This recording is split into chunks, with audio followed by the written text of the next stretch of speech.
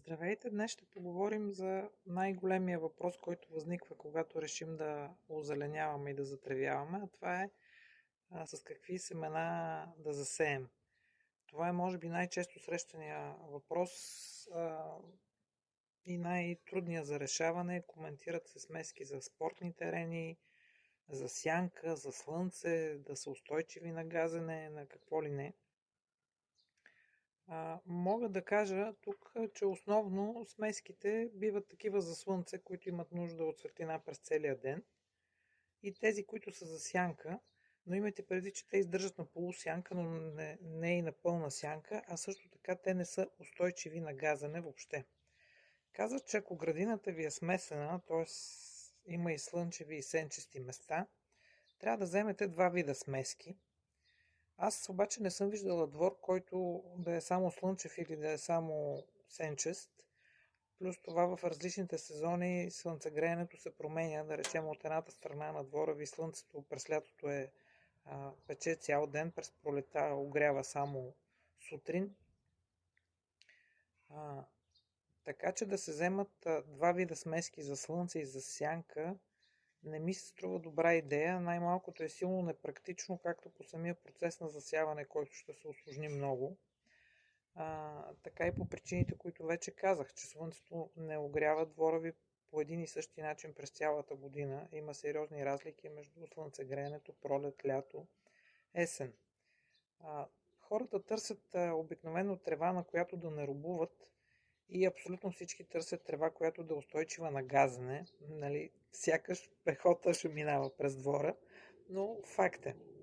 Това автоматично изключва еднокомпонентния райграс, тъй като той е изключително крехък, да го нарека. Много е красив, но е подходящ само за площи, по които не се разхождат хора въобще. Най-хубавите смески са многокомпонентни. Те съчетават няколко вида трева, като например райграс, ливадна метлица и червена власатка. Има достатъчно многокомпонентни смеси на пазара, затова и няма да се спирам подробно на тях, но ще ви обърна внимание на две треви, които са силно подценявани, и това са бялата детелина и декоративният троскот. Бялата детелина е чудесна, няма нужда от често поливане и иска много малко косене. Облагодарява се с плътен тъмнозелен килим, захранва се с азот другите растения, трудно допуска плевели, запазва влагата в почвата, подходяща е за интензивно натоварване, за пряко слънце, за глинести и бедни песъчливи почви. Много устойчива, изключително устойчива. Бих препоръчала, каквато и смеска да изберете, да добавите към нея 20% семе бяла детелина. Но детелината пък не понася пълна сянка, но тя така или иначе ще е част от смеските ви, така че другите треви ще компенсират. Другата много подценявана трева е декоративният троскот, който на външен вид е едно към едно с обикновения райграс, който сме свикнали всички да виждаме и така да го наричаме по този начин, без значение каква точно е смеската. Това е декоративният троскот, е силно сокоустойчива трева, която се развива добре в всякакви почви. Устойчив е на интензивно натоварване, газане, късане, на суши, на болести, на вредители. Много е подходящ за дворове, които не се косят често, не се поливат често. Може също да се засее в комбинация с бяла детелина. Идеален е за вилата ви, например, т.е. имот, който не посещавате често, не живеете там постоянно, тъй като няма да имате грижи с поливането и с косенето му. Единственият му минус е, че през зимата пожълтява при температури под 12 градуса, но пък през пролета се самовъзстановява напълно зеления му цвят.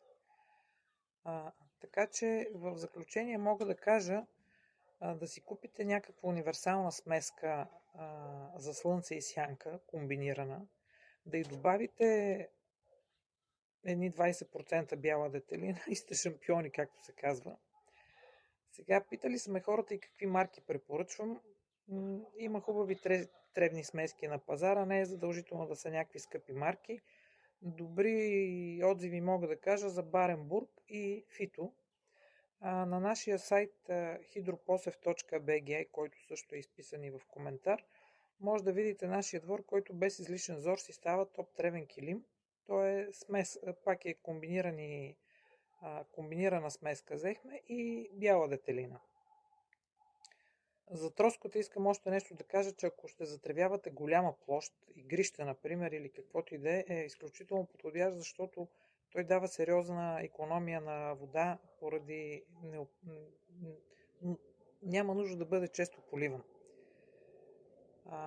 Ако на вас ви предстои озеленяване и искате безплатен оглед и оферта от нас, пишете ми директно в съобщение или директно в месенджер, като линк отдолу сега ще дам в коментар. И какъв е обещания подарък за днес? Кои са трите неща, които задължително трябва да проверите преди покупка на земя, ако ще я купувате да си строите къща?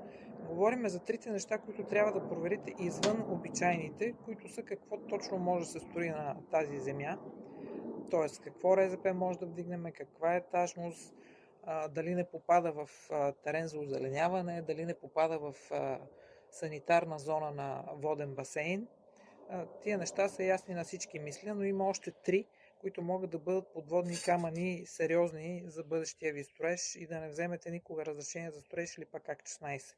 Тоест, ако искате това видео с трите неща, за които да внимавате и които задължително да проверите, пишете ми в коментар "Искам". Чао!